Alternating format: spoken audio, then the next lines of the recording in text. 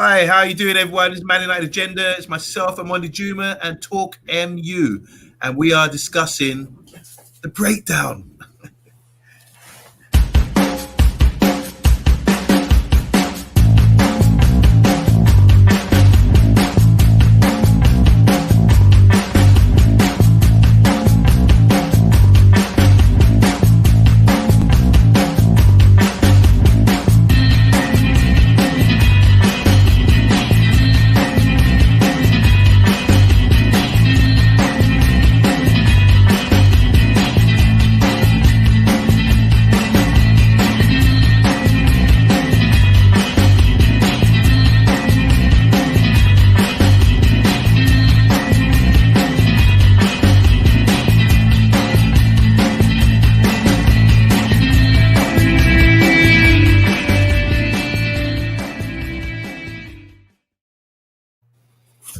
Yes, hello everyone. Hello. It's OMONDI Juma here from the Man United Agenda, and I'm here today with our special guest, Rise Talk MU.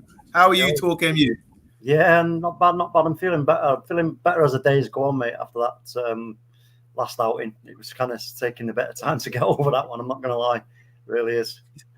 It's sickening, isn't it? It really hurts. I mean, it takes a few days to get over it. Well, it could take a few years actually to get over this result. Yeah. No, that's the thing. Yeah, I mean, you know what? You kind of in your mind, you try and work it out and justify it and think, well, you know what? To be fair, we have to put all the pieces together, and then you can see the whole picture. So, you know, if we'd have been in really great form and challenging and blah blah, and then you know what? Then Liverpool turned up and went, wallop bang, and just totally, outplayed us, even though we were playing well. Then you know you'd hold your hands up. But I think, considering the circumstances and what's going on and the performances and all the infighting, which we're going to talk about right now, it's kind of were we so surprised? This is what I'm asking myself. As if I myself asking myself, actually, when I think about it, am I that surprised? Because I think a lot of fans were actually maybe like thinking that something like this could happen, and I don't know who it was. Maybe some people did actually mention that this is a possibility that could happen. So I'm not taking anything away from Liverpool, because I wouldn't do that, because I've got a lot of respect for the club, Liverpool Football Club. How can you not have respect for Liverpool Football Club? Because I know a lot of Liverpool fans have got a lot of respect for us, for Man United, So we're the only two clubs really in English football that have got that kind of, that banner, so to speak, which we can hold up. We respect them, that's for sure. I mean, I respect his manager, definitely. But I can't remember us taking licks like that from a Liverpool side in the past. And Liverpool have had some great sides in the past as well. We've always sort of kind of battled them or held our own against them. But anyway, moving on. I mean, tonight and yesterday has been like League Cup football. Obviously, we're out of the cup. So we're going to do a show and talk about the rumours. There's a lot of rumours going on behind the scenes. Obviously, there's the aftermath about this terrible result what happened, and everyone's talking. There's lots of sort of news coming out of like disruption between the players and the coach, and I expect this. You would expect this after a result like that. So first of all, apparently, won't find anyone on net, but apparently there's rumours. I say, repeat. There's been a little bust up between players. That might be Harry Maguire and Shaw, and on the training ground, apparently a little fisticuff or fight. Who knows what it was? But that's what that's been leaked. Don't know how true it is, but what do you know about this, and what do you think? Well, do you know, last night when we was on last night with Jay, and I said about maybe Ollie needs to go to the players and have a chat with the players and say to them, look, what's on your mind, what's bothering you, what do you get their communication, that's key. And then lo and behold, today it comes out that actually that's exactly what happened. He's gone there for clear the air talks. So he's given the players the opportunity to go, you know what I mean, whether it happened on the training ground or in the changing rooms, wherever, at Carrington, there's been that opportunity. And then, you know what, players have let their emotions out. And I think that's a big part of actually accepting where you are then, right now, as a club and as a team. It's a big part. I'm just going to drop Rebel Irishman into the yes, Rebel. That's a big part of learning from what's just happened and moving forward. But then, yeah, like you say, apparently there's been a question asked by maybe Luke Shaw, which is the rumor, he's questioned Harry Maguire's captaincy. Why are you giving him what has he done to earn the captaincy after only 6 months? Now, I'll ask you. Do you think that's a valid question to be asked? I don't know. It's all speculation, isn't it? What I do like though is that you have to have the little civil war, little arms house in-house behind closed doors to sort this out, and it shows people care. It's like behind the scenes, people don't realize sometimes talk has to slap me up a bit, on the show, just to get me to fix me up if I'm not performing, And the same with Rebel Irishman. If he comes over to to England ever, I'm sure he'll give me a few slaps for messing about too much. But this is how it goes. Jokes aside, I think that's good. I want to see. We hear about this all the time about players fighting in clubs, and it's all about being winners. And if after a result like that, there's going to be questions asked. And I think Harry Maguire is a culprit at the moment. He's had that performance against Leicester. He had a lot of mistakes, 3 or 4 mistakes led to goals. And then the other day as well, they were wide open. They ran into each other, didn't they? They had a big blooper, which is going to be shown over and over again. They are trending right now. So it must be suffering. Those two must be suffering as players, and for them to be arguing, it shows it's maybe something good will come out of it. I don't know what you think, Rebel. We started talking about so-called rumours about Harry Maguire and Luke Shaw maybe having a little fisticuff or a little argument. What do you think about this? What have you heard? What do you think? Well, I've heard that the rumour is that he was called a fridge by Shaw in training, and it's pretty much eventually got to Harry, and Harry's alleged to have acted out. I suppose the real test of Harry's captaincy, though, is not so much the alleged fisticuffs that happen on training. That's a natural thing. There's going to be disagreements in training. It's going to be in every club, but obviously it's being talked about here at the moment because it's getting out. But the interview that Harry Maguire had after the United-Liverpool game, he said, "I'm only here because I have to be."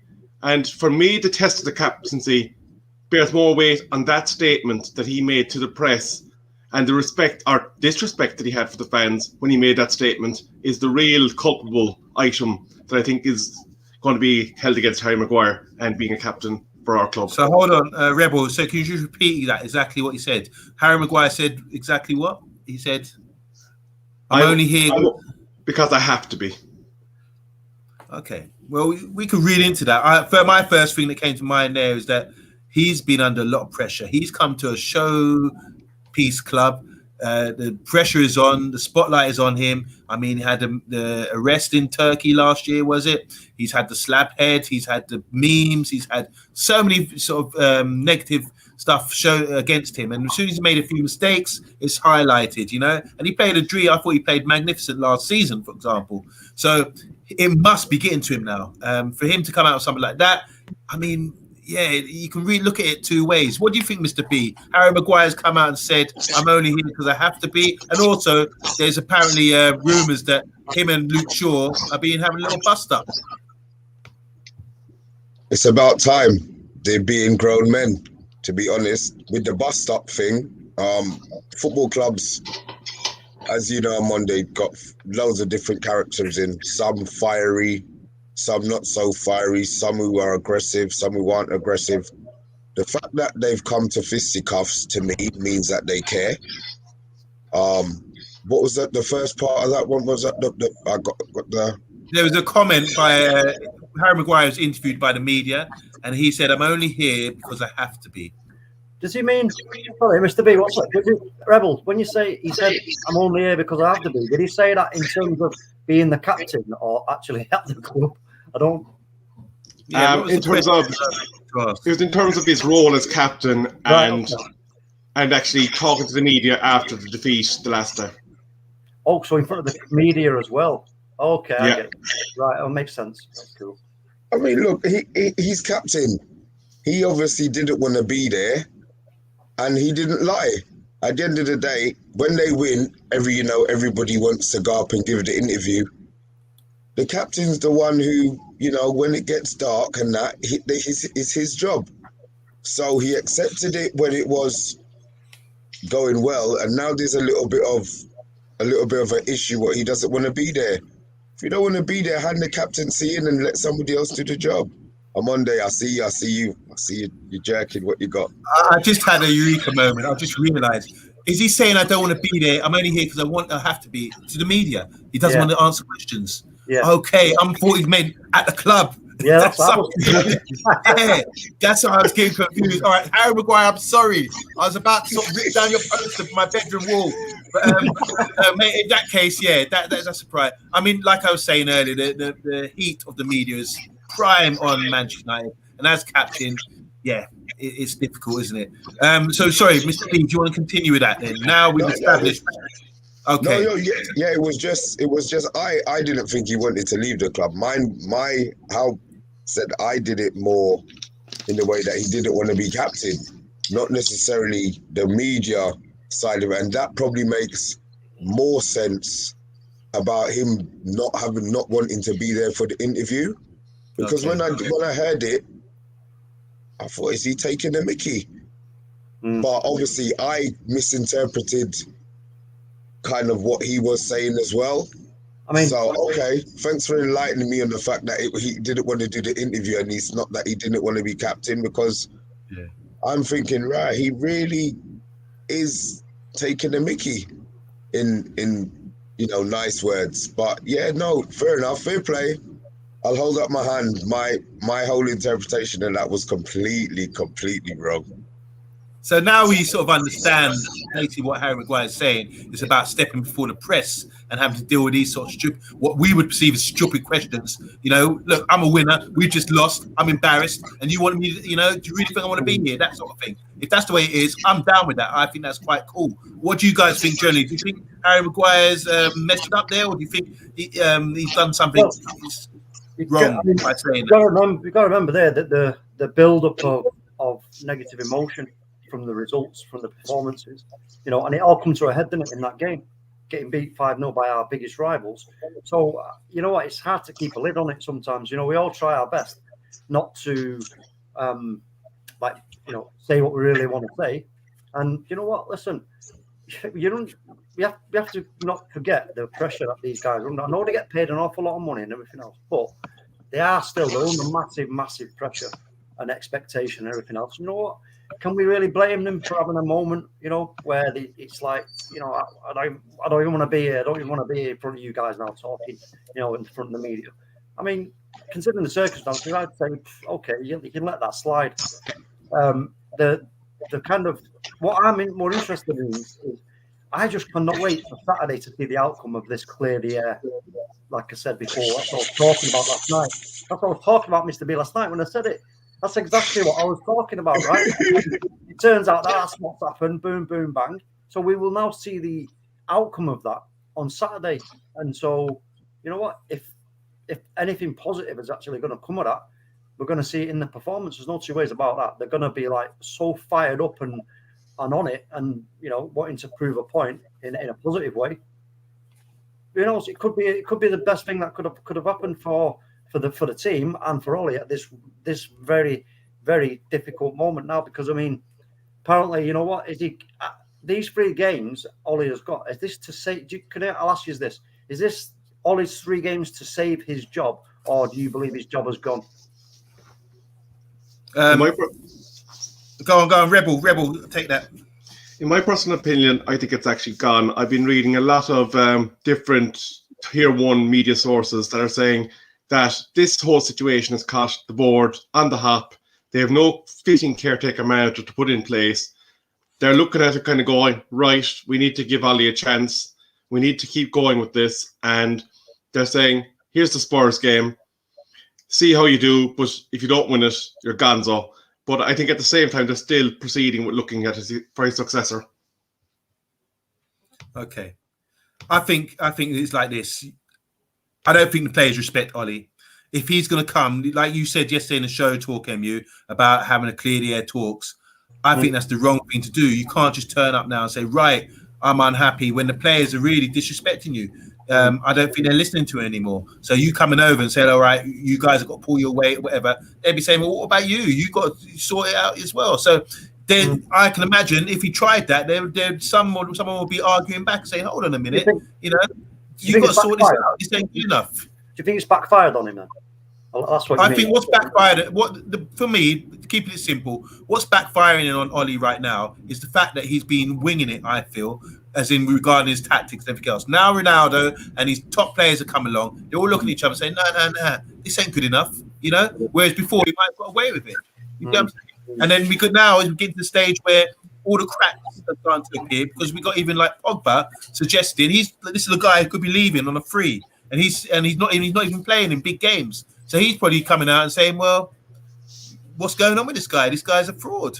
Not me saying that. This is what Pogba's probably thinking. And there's rumours now that Pogba's not happy and he might want to leave as well. But anyway, let me just go through some comments as well. Got a few people in the house. Do you want to say hello to, obviously, TalkMU? MAISEY, how you doing? Stephen, how are you doing, Stephen? He's in the house. Rebel Irishman is in the house and in the comments as well. I don't know how you do his magic. And here we go, Antic. He says, big up to all. Adam Morris says, the Rise and Juma show. And we've got two apprentice here. Just joined us late, mind you. Punctuality, boys. Come on, sort it out. Nice to see OMONDI and talk. Yep, and we've been joined by others. Cosman's in the house. He says, favorite channel. Yeah, big Thank you very much. Cosman, here we go. Says, do you think that these players cannot cope with the next level pressure, which is challenging at the top? That's a good question. Quickly, guys, do you want to just wrap that one up? Rebel? Well, you're looking at players that cost a considerable amount of money, and I think they're playing at top clubs before they came to Manchester United. Pogba played for Juventus. Sancho played for Dortmund. Ronaldo has played for Juventus and Real Madrid. These are not players that are not used to pressure. Varane, 3 times Champions League winner, not going to be held up by pressure. What we got here is a system issue and the way that we set up our players. Some of the players are at fault, some of the coaching staff is at fault, and obviously a wedge of the blame will also fall at Ollie's door. But it's not that the players can't cope, it's that we're doing something wrong in our preparation, that we're not taking advantage of what we got on our hands. I'm similarly on the same page as you. Mr. B, do you think these players cannot cope with the next level of pressure, which is challenging at the top? Can't hear you. Sorry. Some of them can't cope with the pressure. I said you just heard the list of players that Rebel just mentioned. Those are serial international winners. So of course they can cope with the pressure. What they can't cope with is pathetic coaching. And I think when one of those players breaks rank, which obviously it's done, maybe the repercussions that they thought would have happened in regards to internal punishment didn't happen, and it's given everybody else the voice now. So it started off maybe as the other day I was talking about this boulder effect with the little pebbles running down the side of the mountain time. It's boulder time now, and Ollie's umbrellas ain't holding. Yes, Ollie's umbrellas aren't going to be holding those rocks anymore. You know, he's going to start getting some licks in the top of his head. So these 3 days, the 3 games that he's got, as Talk was saying, I think Vaughan, you know me and bath time with Vaughan, I always agree with him. He actually's got down there that he's going to go with the international break. I think they'll give the 3 games, takes him to the international break. You've then got 2 weeks where, knowing Man United, they're going to appoint that manager the last day before our game against whoever we're playing, instead of doing it at the beginning of the 2 weeks, so that they can have time to adapt. And I think they're going to hope that they'll get a little manager bounce. They can't do it now, because if the manager comes in, he ain't got nothing to bounce with. He's got Spurs, hard game. He's got Atalanta that they have to win, and Man City. I'm not sure I know the other 3 games after that aren't easy either, but maybe the break will give them that time to sort out somebody, because the last thing you want is a new manager to come in and we're still taking licks. Okay, so let's have a bit of interaction here with the fan tuning in. Bath time, big up, man. How you doing? He says, if anyone's fighting, is Bruno Lindelof again. Won't touch on that just yet. Adam Morris, how you doing, man? Are you driving at the moment? You probably are, because you love your 10-hour-a-day drives. He says, what do you guys think of the so-called Ronaldo kick-out? For me, personally, it was good to see one of our players frustrated at the thought of being bent over. Oh, dear. Yes, I agree.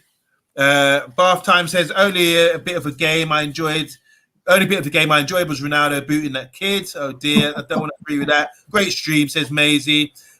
Steven says, big up on Monday. Is Ollie getting a new contract yet? He absolutely deserves it. Permanent lifetime contract. Love you guys. Ollie in. He's been talking to your man Herbert, Mr. B. Big up Rich Sports. How you doing, man? Bath Time again. Where have you seen this rumor? This does ring true to me. I think he's referring to the fight between. We heard it this morning, but we can't see it anywhere. I was looking for it earlier. Heard it this morning. Couldn't find it anywhere else. So maybe you think we're bluffing, but I did hear something on the grapevine, and I'm not the only one. So just going through again. Let's just wrap this up. Doesn't ring true, says Bath Time. The rumor. Oh my gosh, we've got so many comments here. Guess Kunle's in the house. Why do United fans always make excuses for your players? They should have been up for the biggest game in the calendar, but they weren't. Jump in, guys. If you want to jump in on this, I'm just teasing you. I can see you itching. Kunle again says, anyway, got to go. My beloved team are playing. Playing no top manager wants a dead club with overplayed players. That's the kind of abuse we're getting from rival fans. Who does he support? Who does he support? He's an Arsenal fan. I think if that's Kunle, it's Nigerian Kunle. I think he's an Arsenal fan. Bath Time says it's Fletcher. If Fletcher wants, he can be interim until an appointment is done. But he doesn't think Fletcher wants that. SHAH United, how you doing, SHAH? He says maybe Fergie went to tell them how lucky they are to play for Man United. Matt says, sorry, go ahead. I heard about Fergie obviously talking to the players. If those players need Sir Alex Ferguson to be talking to them to have any form of motivation, they may as well just piss off out of the club. I'm being serious. We've got men out here who would break their neck and run over their granny to play at Old Trafford. And you've got these men getting paid millions to do it, and they don't want to be here. Find out who doesn't want to be here and let them piss off. You know what it is? This is like I was saying before, this is a build-up of disappointment after disappointment after disappointment, and the pressure from the fans, because that's where the biggest pressure comes from, is us, the fans. The players know that, they feel it. And at the end of the day, you got to remember here, when your agent comes to you and starts talking about, look, Man United are interested in you, what do you start thinking straight away? Winners. That's what we are. We win things, Man United. We challenge, we win. That's what we're all about. So then when you come to the club and then these promises are made, we're going to be doing this and we're going to be doing that, and then we challenge for this and we challenge for that, and then you keep failing at the second to last hurdle a lot of the times, and then at the very last hurdle in the Europa League, then we go out of the Carling Cup, pathetically. Then the performances just don't improve. There is something right in the middle of this. That's the problem, and obviously it is quite clear now pointing towards Ollie and Cole. I'm not just going to blame Ollie because it's not just him. It's Ollie and Cole. Your friend Matt is saying, talking again about what Scholes said after the Atalanta game, saying we could be 4-0 down by half time against Liverpool if we play like that. He was right. Kunle says Pogba don't press. Young players see this and they don't bother. Ronaldo was commercial buy. Pogba wants out. Stop kissing his backside. Varane injured. He doesn't believe that. Smell of coffee. 3 players out. Ronaldo, Pogba, and Maguire. So there's a lot of negativity here from rival fans. Yang says during the opening season, don't talk about the team. We'll win because it's embarrassing when the fans, Liverpool, Chelsea, Man City, hear it, laughs at us, talk about being in the top 4. So at the start of the season, with the signings we got, we were quite excited. And after coming second last season, I don't think it's anything too boastful to say we could win the league. I don't know what you guys think, but I think there's nothing wrong with that, being confident. When you look at the squad that we had, you got. Sorry, Rebel. Listen. How can you not be confident at Man United? You've got to be. But again, that comes. Where does the confidence come from? The manager and the coaching staff. They're the ones who build the confidence up in the squad. You can't expect a lot of individuals like that. You know, with the lifestyles that they lead and the money that they're on. Now, a lot of these guys, right? You ask any ex-pro, right, what the percentage is of ex-footballers or current footballers who actually even watch football. They don't. They're not interested. Honestly, I know an ex-player from Man United. Does he watch football? No, not interested. I was absolutely gobsmacked by that. I was gobsmacked. I was like, you what? You don't watch football? I was like, no, why would I watch football? I play it. I'll go and do my job, get paid, and then I've got other things to do. I'm not interested. So, you know. Bath Time saying if there's going to be a fight, it'd be between the forwards and the defence. Who's to blame? Who's doing worse? Who's got worse performance? We're conceding goals and we're not scoring in big games. Cosman says Simon Stones, that was fake. Andy Herbert says, seen Matt's video. Was Mr. B sat in a booster seat at the back? If anyone hasn't seen that, yeah, Matt's done a blog of our adventures away in Manchester. Come on, let's have United. SHAH United says build up of 3 different squads over the last 3 managers who have a squad thought they would get more game time, sulking and demotivated. Let's see what else we got here. My mate Dave is on talking about this. All right, let's say that's about it for now, yeah, guys. Thanks for the comments. So just to wind up, come on, guys, let's just wrap this up soon now, yeah. So in-house civil war, we agree it's a good thing. Rebel. Well, you're going to need a bit of healthy competition in training. Anyone that tells you otherwise is absolutely lying to you. I think Mr. B would agree as a coach that he loves to see a bit of juiciness in training from his players. But I think for United, what we need is a root and branch review of our structure. From the way we appoint managers, from the way that we set up our coaches, the way we appoint coaches, and go down through the whole structure. Because I think over the last 3 years, or 3 managers, we haven't got that right. And I think that is the key problem that we have across the board. Ollie has a certain amount of responsibility. Our coaching and the way we appointed them is responsible in a certain extent. And we do have a squad identification and scouting and acquiring problem, because anybody could have told you we needed a number 6 and we didn't get it. We're talking about needs. I'm sure I need to win this Bruno Fernandes signed shirt, not copy. It's a real deal. I'd love to win that. So if you guys want to win that, make sure you're the 1,000 subscriber. We're on the road to 1,000 subscribers out here. We're close. We're pretty close. So tell your friends and dive in and press the button. Like, subscribe. Let's do this. So yeah, just winding up now. We got to play Tottenham in a few days' time. We're going to be there again as Man United. We go to all the London games. What are your quick feelings on the game? Do you think we got that bounce back ability? I'll start with you, Rise. Just snap it up. Wrap it up quickly. Look, like I said, I mean, Ollie, I asked the question last night, is Ollie strong enough to pick these guys up off the floor? Because that's where they are right now in terms of confidence, in terms of mood and blah, blah, blah. We're going to find that out. And I reckon, considering what's happened, with Fergie getting involved as well, and we don't know what else has been said and happened, I think it's going to happen. I think we're going to go there and we're really going to turn it on, and we're going to see a total sort of the opposite of what we've seen in the last game. Okay, Mr. B, do you think it's going to be an attitude adjustment from the boys then? Is that all we need to turn it around and beat Tottenham? No, because if it was you don't play, attitude's got nothing to do with tactics. It doesn't. Their attitude could be the best attitude, and they're copying or doing exactly what the manager wants. But maybe that's what they're doing.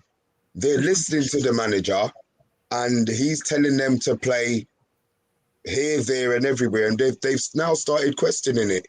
So attitude's got nothing to do with it, in my opinion. I think it's tactics. You remember when I said about Ollie's go-to? I said this like about 2 weeks ago. I said Ollie's go-to when the heat gets really, really hot on him and it's his last chance saloon, his go-to is going to be 4-3-3. That's what he knows. He knows that because he's won with it. So for me, that's what I'm expecting to see. I know maybe hoping for too much, but I believe that's what he's going to do. This is it. This is his moment now to turn this around quickly. What better way to do that than to go 4-3-3, give the players what they want, and do it. It's Rebel. what you want, talk. Yeah, I know. To be honest, talk. I haven't seen when he's gone 4-3-3. I haven't seen him do that before. I know there's a myth that when he's under pressure, he wins big games, all this kind of thing. We got 6 in a row, and he hasn't been winning them so far. So Rebel, and he hasn't changed his formation. The only time he changed formation that I remember is when he gone to a 5 at the back against AC Milan in the second half when we were 1-0 up, and against Red Bull as well. And both times it was a disaster. Rebel. So we've got to turn it around. We've got this bounce back ability. Do you think Tottenham is the right side to be playing right now? How do you think Tottenham are playing in the Premiership? Can we beat them? Just to kind of finish off your last point, he did change formation against Young Boys when we had that red card. It wasn't much of a formation, but he did change it. But in regards to Tottenham, you cannot ignore their 2 key players, Harry Kane and Heung-min Son. Son is going to offer a similar threat to what Salah did, and we're going to have to adapt to that. If I see 4-2-3-1 on Saturday, I'll be very disappointed. I would like to see a 4-3-3. I would like to see Donny van de Beek on the field. Yeah. There's no question that our players have the talent to take the bull by the horns, because the Tottenham defence has their problems the same as we've had. So there should be no reason why we can't offer a threat to them. It's an important game for both Nuno and Ollie. And I don't see any reason why, if they have a bit of pride and a bit of love for this badge, that they could not go out there and take Tottenham down. Yeah. So I think you're saying an attitude adjustment, change your attitude, rather than the system. Maybe the system does work. It's just the attitude needs to change. Let me just say my piece on this. I think, we talk. I don't think we can do it. I think we need to change the system. The system's all wrong. Bring someone back. We're too open. We keep getting countered. And people say our defense is poor. We're conceding goals, but we're allowing people to run at our defense. It's the worst thing ever. You know, you've got to have a bit of protection there. At least have 3 in midfield. It's like Mr. Beaky saying, we're playing 4-2-4 at times. Well, that's how the shape looks. If you do the graph where you see where the players are positioned for most of the game. So anyway, I think it's going to be a tough game against Tottenham. Remember, we're playing away. Our away record's been shattered against. Was it Leicester the other day? So that's out the window now. We can't really claim to that one anymore. And Tottenham's got a nice new stadium. Their fans are going to be up for it, and they would love to put one over on us. So let's see if we tune in. And by the way, we have a sister channel called Paxton Road. We'll be linking up with them, do a little collaboration with them tomorrow. And is that tomorrow, Mr. B? You're going to the enemy. You're going to be sitting on the enemy's table, dining with them. So, yes. Mr. B, I hope you're safe and well, and I hope they look after you, because you're going to be sitting with Shane, and Shane's deadly. So make sure you're well armoured and you represent the Man United agenda for us. How are you feeling about that? You know me and Shane, we always got a little bit of banter. I'm hoping he doesn't light me up too much, but yeah, I'm more than ready to represent. You got your stripes on. Yeah, I might go up there twin badge tomorrow. I might have a little t-shirt underneath. I just when the heat gets too hot, I just double it up a bit. But no, I'm going to enjoy that tomorrow. I'm really going to enjoy that tomorrow. I'm going to enjoy it less if we are. I did nominate you, considering the way you protected me on the weekend. I said, send Mr. B out there. Yeah. So. Good luck, Mr. B. I hope you do us some justice on the Paxton Road channel, which is a fantastic channel, I must say. But until then, so tune in tomorrow. We've got Man United Agenda. We're going to have a few Paxton Road guys on our show, and as like we say, Mr. B is going to be attending their show. So let's see how that goes. And we've got to beat Tottenham this weekend. Let's get behind the team as much as we can. Come on, guys. And no infighting. There's no infighting here. Well, you don't know what goes on behind the scenes because you won't hear it. We like to keep hush. Don't forget to watch along on Saturday, folks, as well. Of course, yeah. So, sorry, I'm going to plug your show. I'll give you the best. We've got the best commentator here. Every game we have a watch along, and that is hosted by my man there, Talk MU. And we know Talk likes to talk, and he will talk through the whole game so you would know exactly what's going down, and show you with all expression, all feeling, all the kind of emotion that you're going to get. You won't get anywhere on radio, TV, and like I say, he's got a face for radio, as we can see. So we love you, Talk MU. Make sure you deliver as you usually do. And Rebel Irishman's going to be with us tomorrow. and we're going to be discussing tactically how we're going to match up against Spurs with the Packs of the Road boys. So that's it. Tune in tomorrow for the Man United Agenda. Thanks, guys. Make sure you like and subscribe. And we're leaving here and saying goodbye. Ciao. Goodbye.